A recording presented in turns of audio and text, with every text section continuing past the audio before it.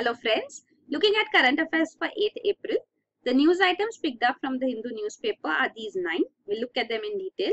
The first one, Supreme Court seeks response on plea for reining in cow vigilance. So this is the Supreme Court directing the central government and 6 states. These are Rajasthan, Maharashtra, Gujarat, Jharkhand, Karnataka and UP.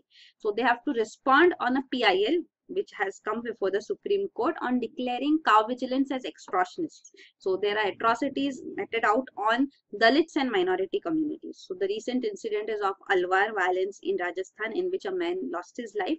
There have been other 2 earlier incidents of Muhammad Akhlaq, who was beaten and lynched to death actually in 2015 on suspicion of storing beef in his house in Dadri in Uttar Pradesh. Then another incident which came up was in Una in Gujarat, in which Dalits were attacked because of them skinning a dead cow. So these were all meted out by these so-called cow vigilance. Even Prime Minister Narendra Modi has denounced these cow vigilance and called them anti-social elements in the garb of Gaurakshaks. And he said that they are spreading violence against the downtrodden and destroying the delicate social fabric. So he has also come out against them. The Supreme Court is now looking into this matter, and it has been also submitted that these cow vigilant groups should be punished under various provisions of IPC as well as SC and ST Prevention of Atrocities Act of 1989, because these Dalits atrocities are there done on them as well. So this is regarding the case here. There are also specific provisions in these acts. Like in Gujarat Animal Prevention Act 1956, it has deemed that all those who act to protect cows are public servants. So this is a provision under the act, and they would have no legal action instituted against them. Means they are protected just like public servants are protected. If you want to initiate a legal proceeding against them, then the government has to give permission. So that protection would be given to these cow protectionists. So that is under the Gujarat Act. Also an amendment to this act, a rule amendment also says that it authorizes persons under employed in gaushalas also to be such so-called public servants also. So this is the provision. Even Maharashtra and Karnataka Acts also have similar provisions. Then the next news item is US joins Syrian war, bombs based. So USA had so far not directly entered into the Syrian civil war, because Barack Obama had decided that no military intervention would be initiated against the Assad regime in 2013 because of the past experience. So there was no direct military intervention, though they were supporting the Syrian opposition group. So now Donald Trump he had also earlier opposed US involvement, but now he has ordered a military strike, targeted military strike on an airfield in Syria. So this is post the chemical attack which was done in Syria. So it is done on the location where this chemical attack was launched from. So that is what he has said, that this is in the vital national security interest of US. So this is Donald Trump's statement now. So this Tomahawk cruise missiles were launched from a warship in Mediterranean. So they hit on this Sherat air base in Syria. Next is PM focus on providing affordable health care. So on the day of International Health Day, World Health Day, the Prime Minister also spoke. That was yesterday, April 7th. He said that we have launched free drugs and diagnostic initiatives. So this is to provide affordable health care to the population. Even the Union Health Minister has said that the public health centers will be strengthened and around 1 lakh sub-centers will be transformed into wellness centers. So this has been initiated on a pilot project.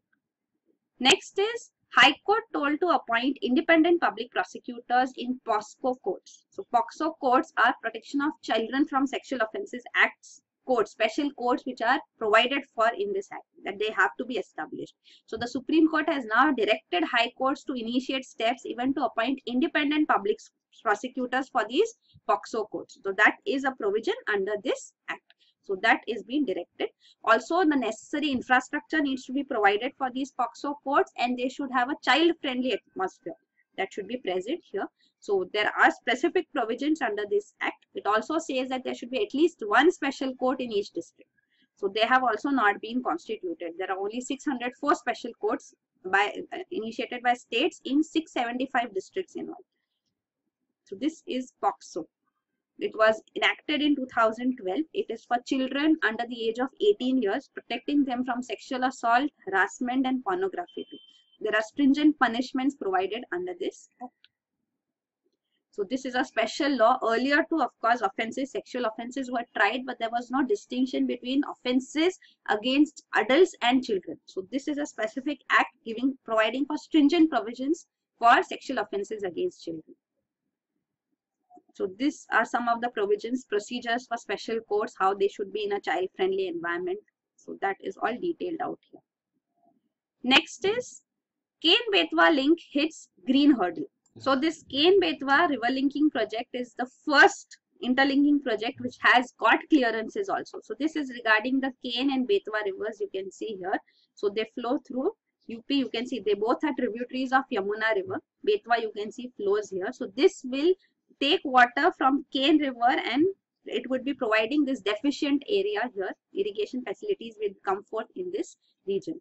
So this Ken-Betwa river linking project is here, up here you can see is Panna Tiger Reserve. So here the core forest area is also expected to be inundated. So this would get inundated. That is why it is requiring clearance from this Forest Advisory Committee too, and it has held clearance. Actually, it has neither said yes to the project nor no. It has provided some suggestions which should be put into effect. So some recommendations have been provided so that the project can be cleared. So you can see it is an 18,000 crore river linking project. Even this is the project cost had also escalated. It had almost doubled. We had discussed this also a few months ago.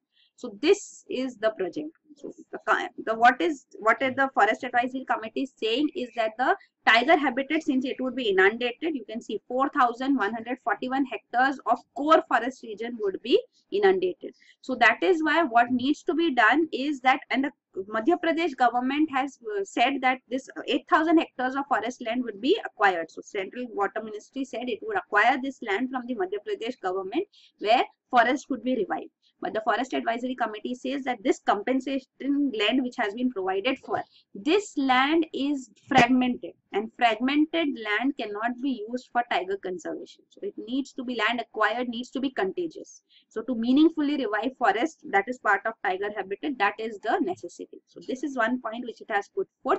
It has said that private or revenue land can be acquired, but then we know that that would be very difficult to acquire, time consuming and a costly alternative. So we'll have to wait and watch what FAC, Forest Advisory Committee, says. Also, it has said that the main canal has to be realigned. So some suggestions have been put forth. This is the canal here which will be established. So this you can see it's a 230-kilometer canal to transfer water to this Bundelkhand region in Uttar Pradesh. Then this is regarding the various river linking projects which have been initiated. There are 30 river linking projects, not initiated actually, have been proposed as such. So planned. So these are peninsular and Himalayan components, two components. So peninsular river linking and Himalayan river linking projects will be there. So only one you can see, Ken-Betwa linking in UP, MP. This has reached the stage of implementation on ground. All others are still in the projects, are being detailed project report you can see has been prepared at that stage only. So two other at different stages of detailed project report preparation are these two.